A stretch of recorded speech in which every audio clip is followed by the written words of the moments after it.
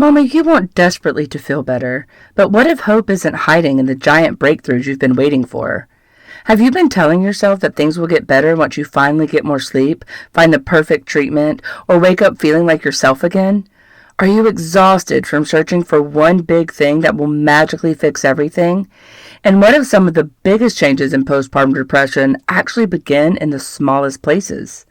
In this episode, we're talking about hope. Not the kind that promises instant healing or overnight transformation, but the kind that quietly shows up in the ordinary moments and helps you keep going when postpartum depression feels impossibly heavy. I'm sharing 3 small places you can look today and may lead to much bigger improvements than you realize. Do you want practical steps to rein in the overwhelm and start feeling like yourself again, but struggle with feeling hopeless, unsupported, and misunderstood?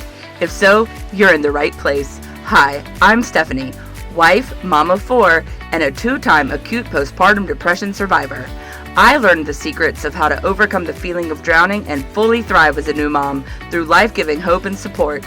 If you're ready for validation, encouragement, and those easy practical tips, then take a deep breath in, exhale, and we'll take the first steps together. Here we go. Did you know that I have a free community of mamas just like you? New moms who are struggling to survive, much less thrive, and are looking for hope, encouragement, and validation? We share life together, there's a short weekly devotion, encouraging quotes, and so much more. There are even chances to win free coffee and prizes. Come join us at bit.ly/PPD support group. One of the biggest mistakes I made during my first experience with postpartum depression was believing that healing would come in one big dramatic moment. I kept waiting for the day I would wake up and suddenly feel normal again. I thought there would be some giant breakthrough, a conversation, a prayer, a medication, or a life-changing moment that would instantly put all the pieces back together. I prayed for it. I dreamed of it. But week after week, that moment never came. Instead, healing felt painfully slow. It looked like surviving another afternoon. It looked like getting dressed when I didn't want to. It looked like forcing myself to eat something when my anxiety had stolen my appetite. And honestly, I hated that. I wanted healing to feel inspiring. I wanted a finish line. I wanted proof that all the pain I was carrying was finally ending. And instead, it felt like I was walking through fog, taking tiny steps that didn't seem to matter very much. I remember one afternoon in Asia when I was sitting in our apartment after another exhausting day. My daughter was sleeping, my husband was out, and I was overwhelmed by the thought that this might be my life forever. I looked around the room and noticed how small my world had become. My victories just weren't impressive anymore. Taking a shower, answering a text, stepping outside, those were literally the things I celebrated. And to be honest, I felt embarrassed by how little I could handle. But looking back now, I can see something that I couldn't see then. Those small moments weren't signs that I was failing.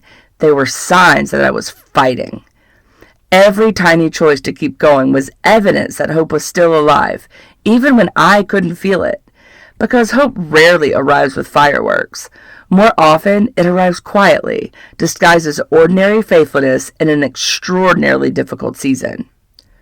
One of the hardest parts of postpartum depression is that it convinces you that small things don't matter. It tells you that unless you can fix everything, there's no point in trying anything. But healing rarely works that way. Today, I want to share 3 small places to look for hope, because sometimes the smallest shifts can create the biggest changes over time. So number 1 is look for hope in the next 5 minutes, not the next 5 months.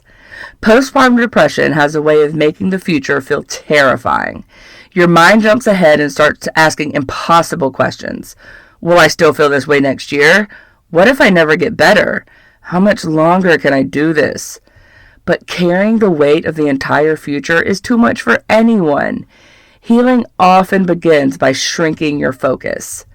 Maybe you're already worrying about next week, next month, or your child's next stage of development. Meanwhile, your body and mind are simply trying to survive today. You do not have to solve your entire future before dinner. Try asking yourself, what do I need in the next 5 minutes? Maybe it's water, Maybe it's sitting down, maybe it's texting someone, or simply taking a deep breath. The next 5 minutes are much easier to carry than the next 5 months. Number 2, look for hope in one small win.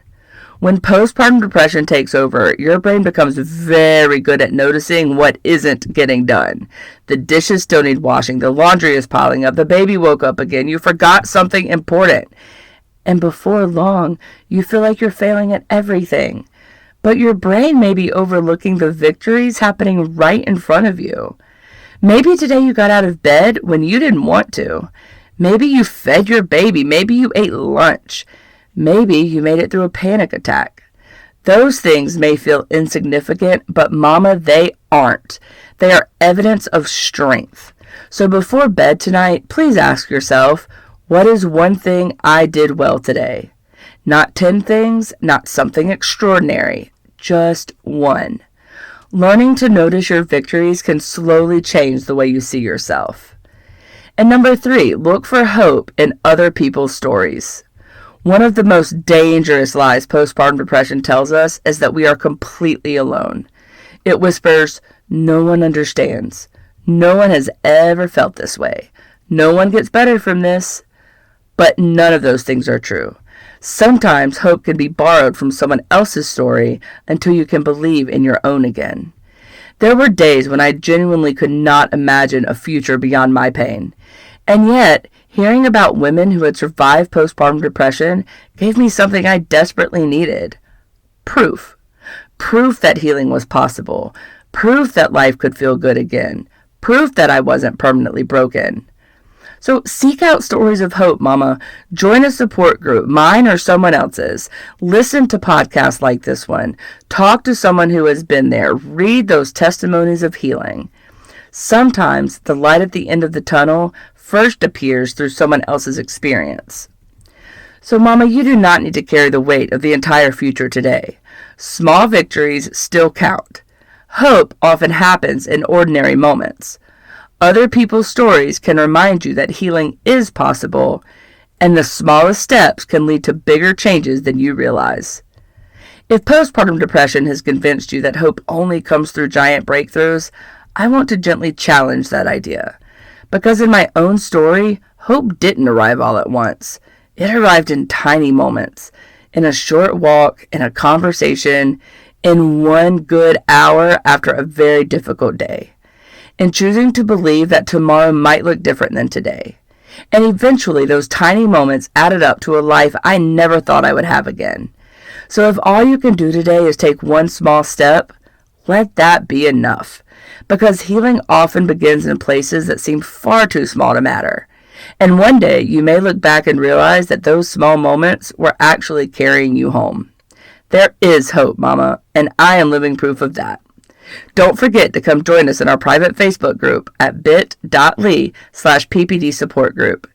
If this episode is triggering for you and you feel you need additional help to process your thoughts or feelings, please call or text the Postpartum Support International Hotline at 1-800-944-4773 or visit them online at postpartum.net. Hi, I hope you enjoyed today's episode of my mom's show.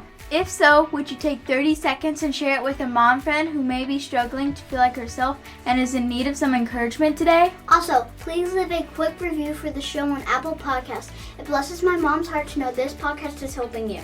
Okay, time to go change a diaper and do the school run. I'll meet you back in a few days for another episode. Take care.